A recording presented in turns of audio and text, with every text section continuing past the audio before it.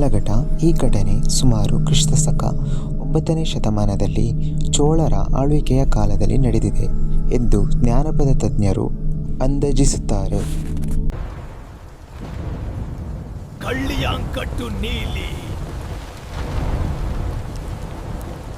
ವರ್ಷಗಳ ಹಿಂದೆ ಕಾವೇರಿ ಪಟ್ಟಣಂ ಮತ್ತು ಪಾಲಕ್ಕಾಡ್ ಹತ್ತಿರದ ಪ್ರದೇಶದಲ್ಲಿ ಆಲಿ ಅಂತ ಒಂದು ಸುಂದರವಾದ ಹುಡುಗಿ ಇರುತ್ತಾಳೆ.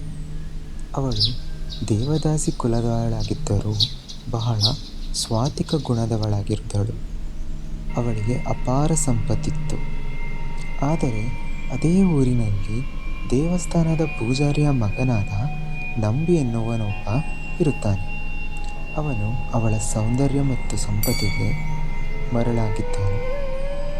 ನಂಬಿ ಆಲಿಯನ್ನು ಎಲ್ಲರ ಸಂಬಂಧಗಳ ಮೂಲಕ ಮದುವೆ ಸಹ ಆಗುತ್ತಾನೆ. ನಂತರ ಆಲಿ ಗರ್ಭಿಣಿಯಾದಳು. ತುಂಬ ದಿನ ಆದಮೇಲೆ ನಂಬಿ ಆಲಿಯನ್ನು ನನ್ನ ಊರಿಗೆ ಕರೆದುಕೊಂಡು ಹೋಗುತ್ತೇನೆ ಎಂದು ಹೇಳಿ ಕಲ್ಯಾಣಕಟ್ಟು ಎಂಬ ಕಾಡಿನ ಮಧ್ಯ ಕರೆದುಕೊಂಡು ಹೋಗುತ್ತಾನೆ. ಹೋಗುವ ದಾರಿಯಲ್ಲಿ ನಂಬಿ ವಿಶ್ರಾಂತಿ ಪಡೆಯಲು ಆಲಿಯನ್ನು ಒಂದು ಮರದ ಕೆಳಗಡೆ ಕುಳಿಸುತ್ತಾನೆ.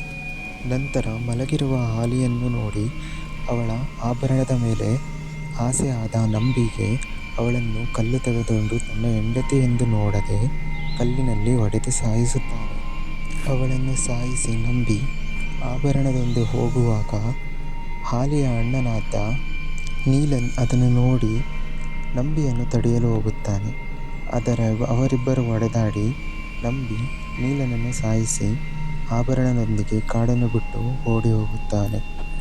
ಸಾಯುವಾಗ ಅದನ್ನು ನೋಡಿದ ಆಲಿ, ಮುಂದಿನ ಜನ್ಮದಲ್ಲಿ ನಾನು ಯಕ್ಷಿಣಿಯಾಗಿ ಬಂದು ನಿನ್ನ ರಕ್ತವನ್ನು ಕುಡಿತೀನಿ ಎಂದು ಶಪಥ ಮಾಡುತ್ತಾಳೆ. ಗಾಯ್ಸ್, ಇದು ಪಾರ್ಟ್ 1ನ ಕತೆ. ಪಾರ್ಟ್ 2 ಕಥೆಯಲ್ಲಿ ಆಲಿ ಯಕ್ಷಿಣಿಯಾಗಿ ಬಂದು ತನ್ನ ಸೇಡನ್ನು ತೀರಿಸುವ ಬಗ್ಗೆ ವಿವರಿಸಲಾಗಿದೆ.